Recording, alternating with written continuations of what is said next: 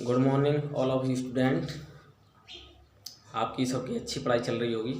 इससे आगे वाला वीडियो मैं मूललता से संबंधित जो बोर्ड में एवं RPSC first grade second grade में क्वेश्चन आए हैं उनके ऊपर चर्चा करूंगा।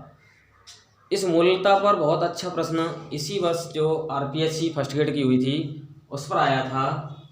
जब 6 ग्राम एथेनॉइक अम्ल को 200 ग्राम बेंजीन में घोला जाए, जब 6 ग्राम एथेनॉइक अम्ल को 200 ग्राम बेंजीन में घोला जाए तब विलयन की मूललता क्या होगी। ये ऑप्शन दे रखे हैं इसमें 0.003 m, 0.06 m, 0.5 m, 1 m। जो आरपीएससी फर्स्ट ग्रेड में क्वेश्चन जो आते हैं वो नेक्स्ट ईयर राजस्थान बोर्ड में आते हैं, ये मेरा अनुभव है। तो इसलिए मैं आरपीएससी फर्स्ट ग्रेड के क्वेश्चन को करा रहा हूँ। इसी वर्ष ये आरपीएससी फर्स्ट ग्रेड में आया है। ठीक है, मूललता का जो फॉर्मूला है वो क्या है, विलय की मात्रा बट्टे विलय का अणुभार गुणा 1 बट्टे विलायक का भार किलोग्राम में। ठीक है, तो हमें विलय की मात्रा यहाँ प्रश्न में 6 ग्राम एथेनॉइक अम्ल यानी 6 ग्राम दे रखी है विलय की मात्रा। अमाउंट ऑफ सॉल्यूट कितनी दे रखी है विलय की मात्रा 6 ग्राम। ठीक है, इसको WB से व्यक्त करेंगे विलय की मात्रा को। ओके, और इसी प्रकार विलय का जो अणुभार है, विलय एथेनॉइक अम्ल का अणुभार निकालेंगे तो विलय एथेनॉइक अम्ल का सूत्र क्या होता है CH3COOH। एथेनॉइक अम्ल एसिटिक अम्ल को कहते हैं CH3COOH। एसिटिक अम्ल का जो अणुभार होगा इसमें 2 कार्बन है, एक कार्बन का होता है परमाणु क्रमांक 6 लेकिन उसका परमाणु भार 12, 6 का 2 गुना 12। तो इसमें एक कार्बन का 12 हो गया परमाणु भार, तो 2 कार्बन है CH3COOH में, तो कितना हो जाएगा 24 हो जाएगा। और हाइड्रोजन इसमें 4 हैं तो एक हाइड्रोजन का 1 परमाणु भार होता है, तो 4 का कितना हो जाएगा 4। ऑक्सीजन इसमें 2 हैं तो एक ऑक्सीजन का परमाणु क्रमांक 8 लेकिन परमाणु भार 16। ठीक है, तो एक ऑक्सीजन का 16 परमाणु भार हो गया, तो 2 ऑक्सीजन का कितना होगा 16 दूनी 32। ठीक है, इसको जोड़ देंगे 32 और 4 और 24 कितना हो जाएगा 60 ग्राम प्रति मोल हो जाएगा। ओके, तो एसिटिक अम्ल CH3COOH का अणुभार 60 ग्राम प्रति मोल हो गया। ठीक है, इस प्रश्न में और विलायक दे रखा है 200 ग्राम बेंजीन। 200 ग्राम बेंजीन है उसको किलोग्राम में चेंज कर लेंगे, और किलोग्राम में चेंज करेंगे तो 200 बट्टे 1000 बराबर 0.2 किलोग्राम, 0.2 किलोग्राम। इस प्रकार इस सब वैल्यू को हम मूललता के सूत्र में इसमें पुट कर देंगे। स्मॉल m इक्वल विलय की मात्रा को WB से रिप्रेजेंट करते हैं, विलय के अणुभार को MB से व्यक्त करते हैं, इंटू 1 बटे विलायक का भार किलोग्राम में, इसमें WA इन किलोग्राम में, विलायक का भार को किससे व्यक्त करें WA से व्यक्त करते हैं। इन सब वैल्यू को पुट कर देंगे तो m इक्वल 6 ग्राम विलय की मात्रा हो गई, MB विलय का अणुभार 60 ग्राम प्रति मोल हो गया, गुणा 1 बटे विलायक की मात्रा 200 ग्राम को हमने किलोग्राम में 0.2 किलोग्राम चेंज करके लिख लिया। इसको सॉल्व कर लेंगे, ग्राम से ग्राम कट जाएगा तो नीचे बचा 1 बट्टे मोल। ठीक है, 6 से 60 का 10 बार कट गया, इसको 0.2 पॉइंट हटाने के ऊपर 10 आ जाएगा तो 10 बट्टे 2 लिख देंगे। यहाँ 1 बट्टे 10 इंटू 10 बट्टे 2 मोल ऊपर पहुंच गया, किलोग्राम नीचे आ गया। इसको 10 से 10 काट देंगे तो कितना आ जाएगा 1 बट्टे 2 अर्थात 0.5 मोल प्रति किलोग्राम आ जाएगा। 0.5 मोल प्रति किलोग्राम को हम क्या लिख सकते हैं 0.5 स्मॉल m लिख सकते हैं। मूललता को स्मॉल m से व्यक्त करते हैं। ठीक है, तो आपने देखा होगा कि इसका आंसर कितना आ रहा है 0.5 स्मॉल m, यानी 0.5 स्मॉल m मूललता आ रहा है। तो ये प्रश्न आरपीएससी फर्स्ट ग्रेड में पूछा गया है इसी वर्ष। ठीक है, तो ये आपको आंसर समझ में आ गया होगा। इसके बाद मूललता से संबंधित जितने भी प्रश्न हैं अगर किसी स्टूडेंट को प्रॉब्लम आए तो वो पूछ सकते हैं। इसके बाद हम आगे चलते हैं मोल भिन्न के बारे में। किसके बारे में बात करते हैं मोल भिन्न। मोल भिन्न को हम क्या कहते हैं मोल अंश भी कहते हैं। मोल भिन्न, मोल प्रभाज, मोल अंश, इसके 3 नाम हैं। मोल भिन्न के कितने नाम हैं 3 नाम हैं। मोल भिन्न वास्तव में विलयन का एक विलयन में प्रत्येक अवयव का हिस्सा होता है। क्या होता है? हिस्सा। मोल भिन्न। जैसे कि किसी विलयन में माना कि 2 घटक हैं ए और बी, ठीक है?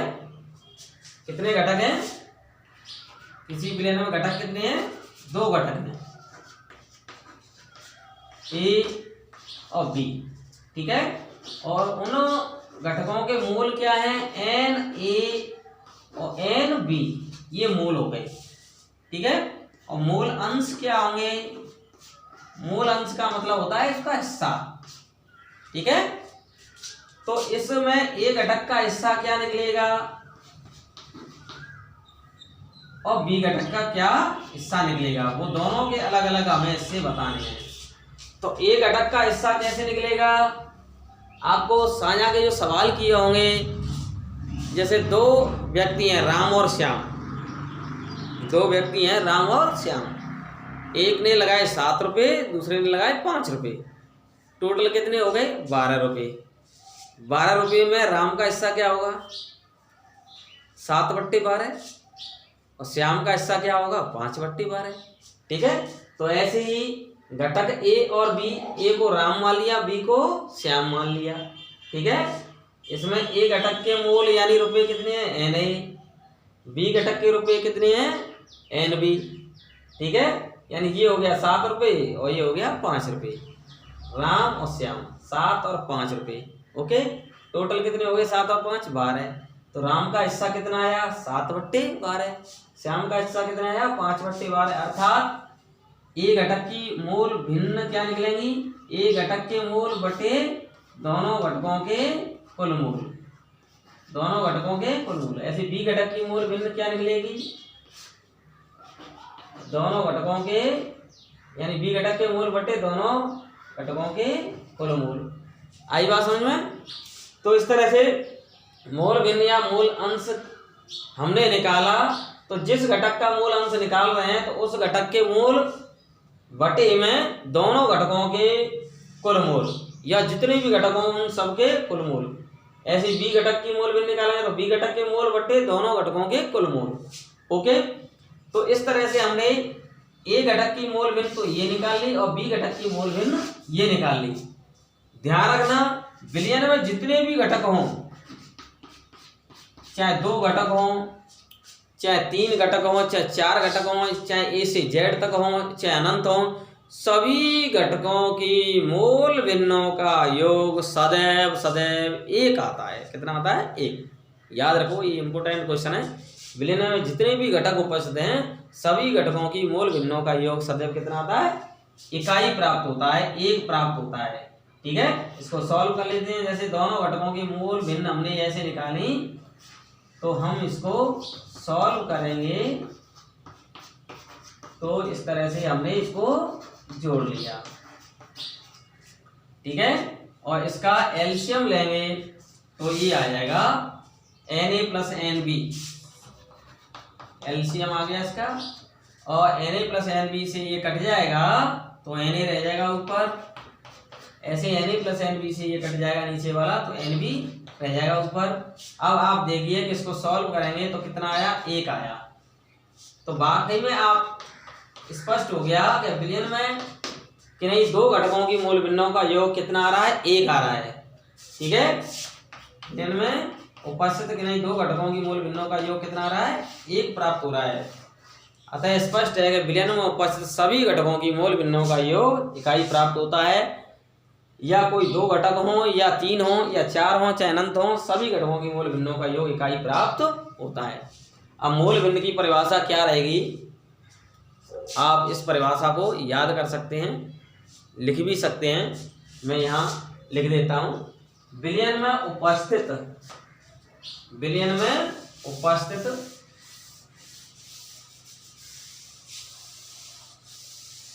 किसी घटक की, विलयन में उपस्थित किसी घटक की मूल भिन्न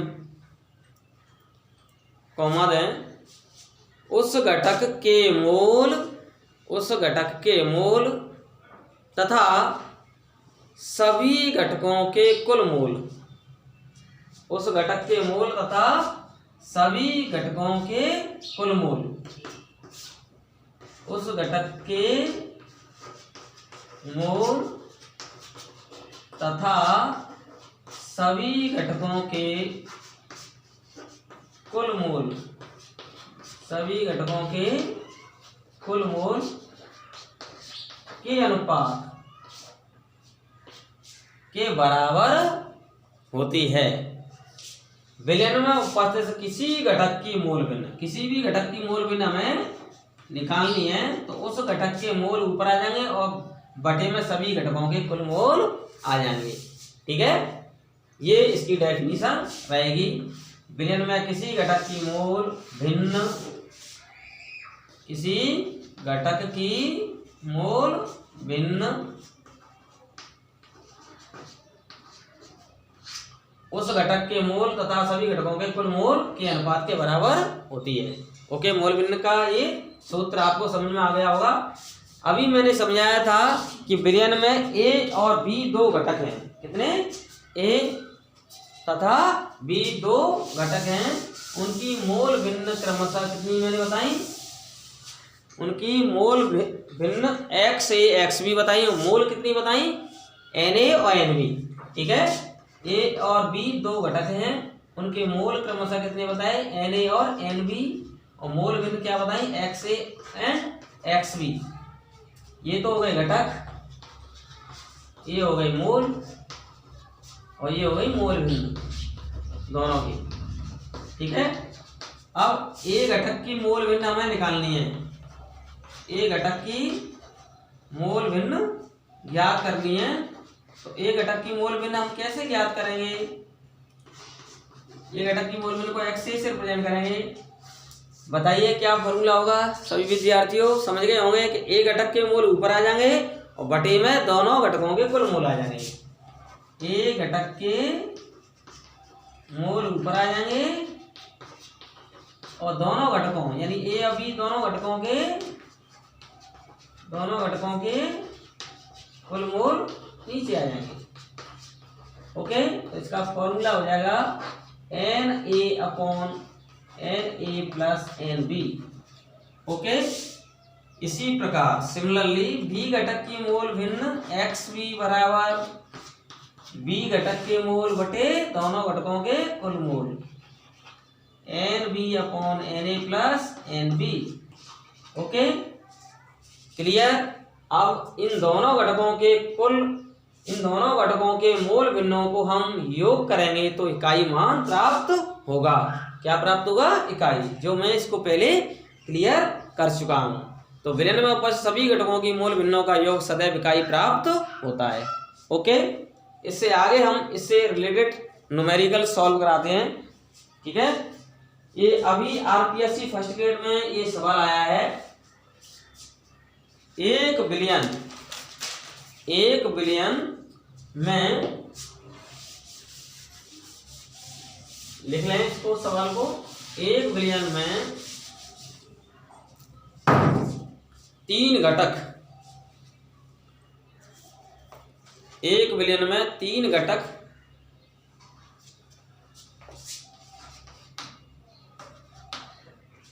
ए कॉमा बी कॉमा सी हैं।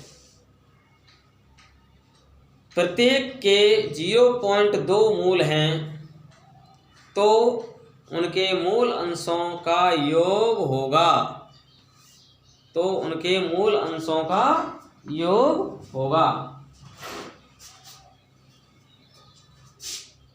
ठीक है, ये आरपीएससी फर्स्ट ग्रेड में इसी वर्ष पूछा गया है। जो आरपीएससी फर्स्ट ग्रेड का सवाल हुआ था वो उस समय आरपीएससी फर्स्ट ग्रेड का जो एग्जाम हुआ था उसमें ये सवाल पूछा गया है।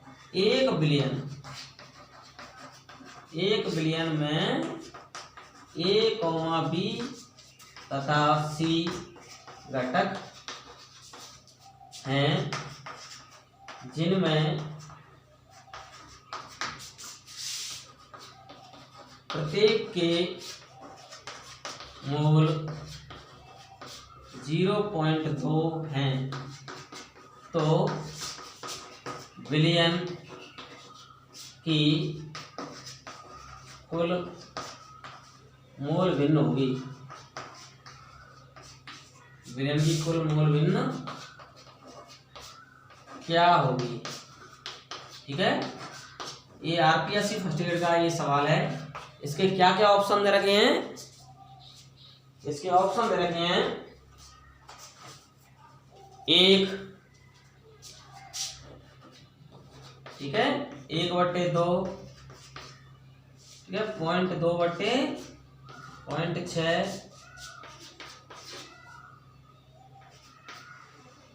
0.2/0.4 ये ऑप्शन दे रखे हैं। ठीक है, तो इसको कैसे सॉल्व करेंगे, बोलो कर लोगे क्या। ये कहा जा रहा है कि तीनों घटकों की मोल भिन्न आपको ज्ञात करनी है। ठीक है, प्रश्नानुसार क्या दे रखा है कि ए बी सी 3 घटक हैं, ए बी सी।